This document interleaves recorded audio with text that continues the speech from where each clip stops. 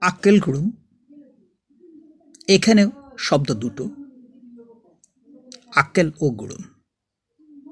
আরবি আকল থেকে আক্কেল শব্দটি এসেছে।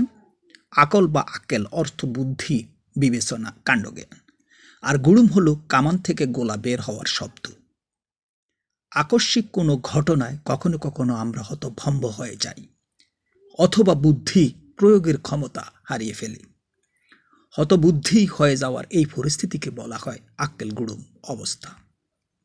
কামানের গোলার শব্দেও আকস্মিকভাবে প্রাণের বিচার বুদ্ধি লোপ পায়। গুড়ুম যুক্ত করে মূলত হতবুদ্ধিতার ধরন দেখানো হয়েছে এখানে। যা হোক, আক্কেল গুড়ুম অর্থ হতবুদ্ধি বা স্তম্ভিত।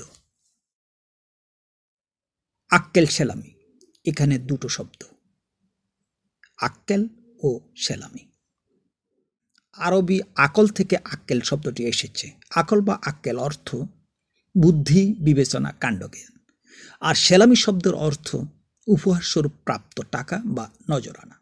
এতে রয়েছে আরবি ও ফার্সির মিশেল।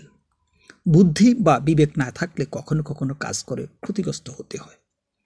আক্কেল সেলামি বাগধারায় আক্কেল শব্দটা সাধারণ রূপে ব্যবহৃত নয়, বক্রভাবে প্রয়োগ করা হয়েছে। অর্থাৎ বেআক্কেলরা কাজ করে, বিনিময়ে যা পায় তাকে আক্কেল সেলামি বলা হয়েছে। সেলামির সাধারণ ব্যবহারও এখানে নেই।